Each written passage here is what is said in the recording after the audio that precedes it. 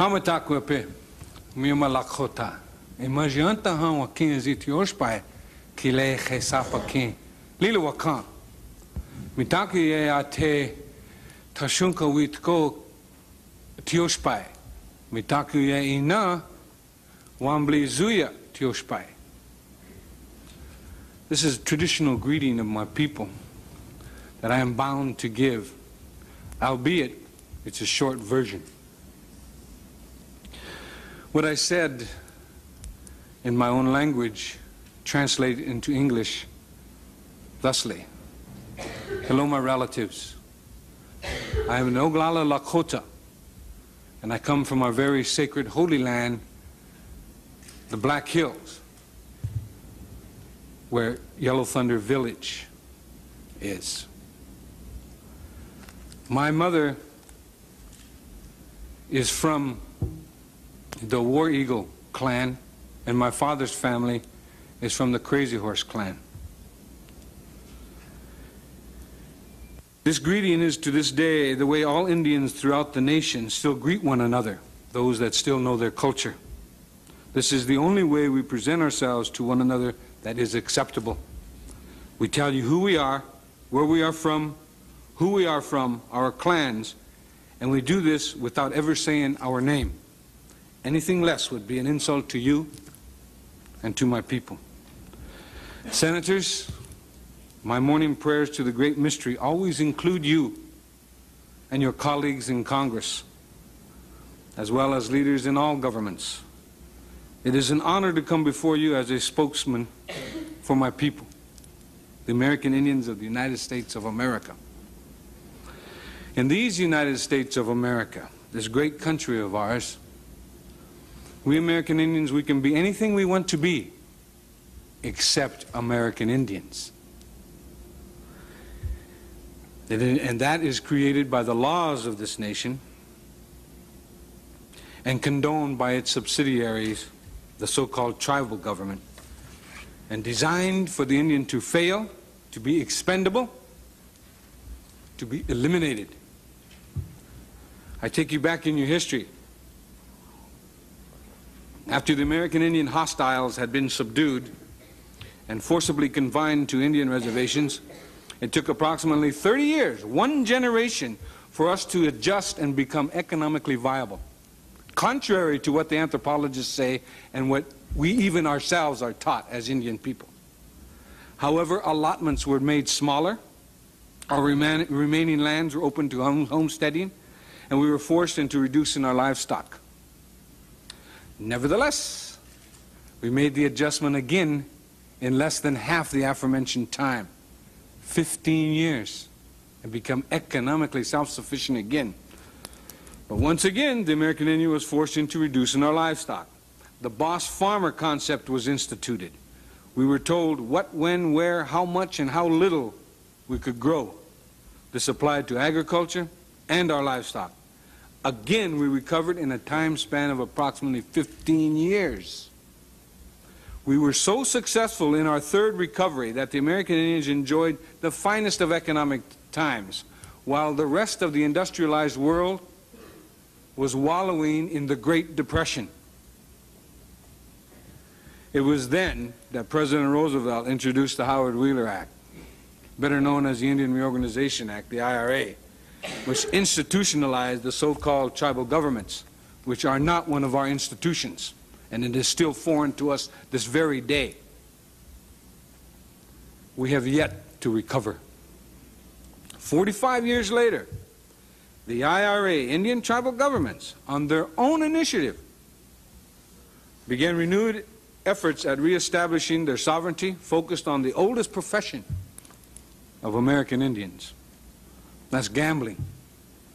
Bingo and other gaming operations has been, without exception, a proven initial success.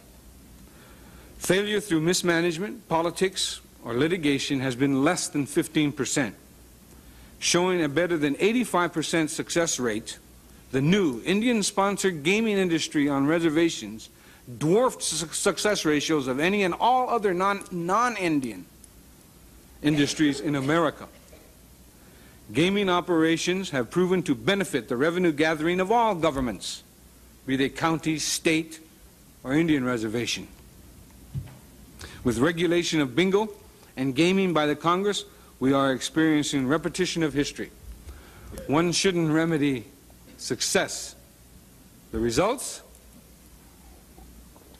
The United States government, through Congress, once again intervenes to regulate a proven success in violation of all basic and fundamental rules of economics and totally contrary to all laws of capitalism. American Indians are human beings. We are supposed to be citizens of the United States of America. We fought in your wars in other countries. Our Navajo Nation code talkers served and saved this nation in World War II. We have the inalienable right to joint venture with whom we choose, as long as we do not harm nor commit fraud upon anyone.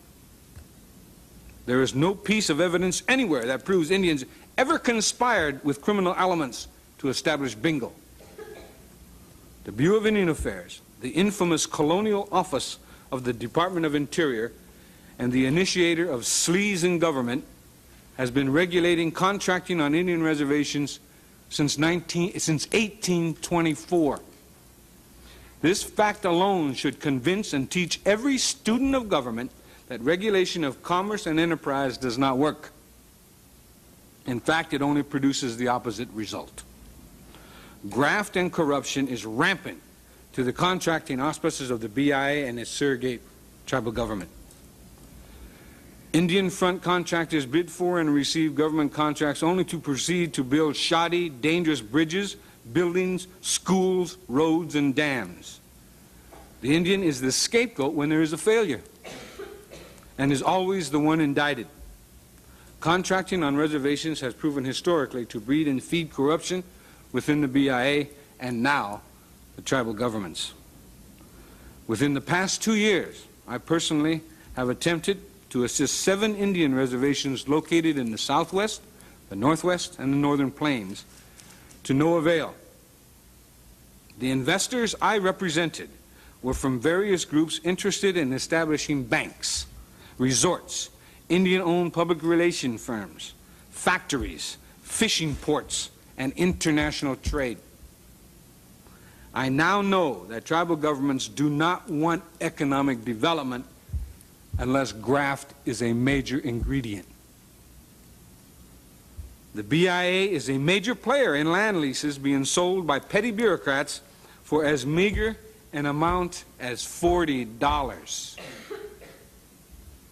There is a scandal of monstrous proportions occurring in at least 2 Indian agencies, the B.I.A.'s branch of land operations and the branch of realty. I challenge this investigations committee to intricately go into the branches of realty and land operations. The B.I.A does not enforce its trust responsibility, quite to the contrary. In September of 1987, I moved from the poorest county in America, the Pine Ridge Indian Reservation, to the richest area in the country, the Navajo Indian Reservation. There is no difference. I paraphrase the former Secretary of the Department of the Interior, James Watt. If you want to see an example of failed socialism, go to an Indian reservation.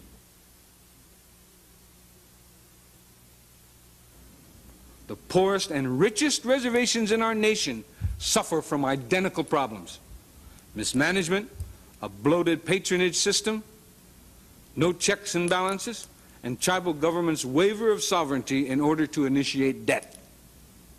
This is not anything new. This is an everyday occurrence in all tribal governments. Problem is leadership. In this case, it is the lack of leadership. Ironically, everyone, including you senators, referred to the allegedly elected tribal officials as leaders. Leaders are supposed to work for a better quality of life for their constituents. It is an insult to my heritage, my ancestors, and my dignity as an Oglala Lakota to have the term used loosely.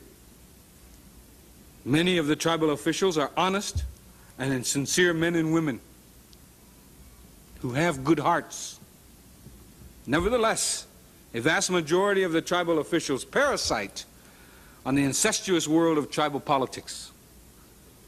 Not as our forefathers, who were the best providers, protectors, defenders, advocators, and friends. The game of who is the most important rules. It's embarrassing. At the turn of the century, American Indians numbered about 230,000, all traditional. With each succeeding generation, we lose our population base and our spirit as once proud peoples. The American Indian statistics of deprivation have remained constant since the end of World War II. All other groups of citizens, fortunes rise and fall with the gross national product, the GNP. The American Indian statistical line of deprivation remains constant, a straight line. With the blatant genocide of our traditional people, we have less than 50,000 in America today. We are averaging a loss of 1,000 a year since 1900. We are losing a value system as distinct people that sets us apart from the industrialized world. These facts surface in our tribal statistics, and no one attempts to do anything about it except for a few social workers and reservation police. This new statistical horror is women and child abuse. Child sexual abuse is epidemic on Indian reservations, and all you hear are whispers. This abuse can be directly attributable to the schools on the reservations. Education in the B.I.A, public, the contract, and missionary schools do not teach positive values from non-Indian culture, and in collusion with the B.I.A, certainly do not allow Indian culture and values to be taught. The fact is, educators continually denigrate American Indian traditional lifestyle as primitive, dirty, and without any redeemable virtues. And the tribal councils condone it. Needless to say, every time the U.S. government has interfered with American Indian lifestyles, it has been proven to be disastrous. In the 1960s, legal services were implemented on Indian reservations. It was a boon for the people. Tribal officials all of a sudden were held accountable. Legal services stepped in, and lo and behold, tribal courts had power to the power of attorney for the people. The result? An edict from Washington, D.C. is handed down, and legal services can no longer represent people against the tribal government, and they can no longer represent class action lawsuits against any government. Presently, legal services are not much more than a mill for divorce lawyer trainees. Congress passed the American Indian Religious Freedom Act in 1978. To date, 6 cases concerning our freedom of religion has reached the Supreme Court. We lost every one of them. We do not win lawsuits. State governments lose. The only time we allegedly win a lawsuit, it is in reality the federal government winning out over the sovereign rights of a state. Once again, the American Indians are the pawn. Now, the major factors presenting American Indian people with existing rights to self-determination. American Indians suffer under a system of dual citizenship, that is, U.S. citizenship and tribal citizenship maintained by the B.I.A. Only Hitler did that. The dual citizenship is a major obstacle in the free exercise of individual and tribal sovereignty. The continuing loss and attrition of existing lands through various federal, state, and local laws and/or regulations is a hindrance. The abridgment of sovereign rights to remaining lands and the arbitrary monetary policies of settlement of these rights whenever they are recognized. Another major factor preventing Indian people from self-determination, subjugation of the American Indian individual to the laws of government-sponsored tribal governments, and the continuing arbitration of the B.I.A rules and regulations, which have the force of law, yet are not repealable. Solutions. The American Indian people's right to self-determination is recognized and will be implemented through the following policies. The American Indian individual shall have the right to choose his or her citizenship, and the American Indian nations have the right to choose their level of citizenship and autonomy up to absolute independence. The American Indian will have their just property rights restored, which include rights of easement, access, hunting, fishing, prayer, and water. The B.I.A will be abolished, with the American Indian tribal members deciding the extent and nature of their governments, if any. Negotiations will be undertaken to exchange otherwise unclaimed and unowned federal property for any and all government obligations to the American Indian nations, and to hold fully liable those responsible for any and all damages which have resulted from the resource development on or near reservation lands, including damages done by careless and inexcusable disposal of uranium mill tailings and other mineral and toxic wastes. I want to thank you, gentlemen, for inviting me here. It's been a high honor, especially since I'm the only one invited here today to testify that doesn't receive money from the federal government. Also, I want to I was introduced as a former founder and leader of the American Indian movement to the tribal chairwomen that you have here, our former associates of the American Indian movement back in the days when we were gross militants. And so I just wanted to let you in on that the American Indian movement is a very proud, continuing part of American Indian society. I thank you. Mr. Means, thank you. You certainly have left us with many provoking thoughts about the problems facing American Indians today, and you were kind enough and wise enough to also make some suggestions. I think that is what this committee is looking for.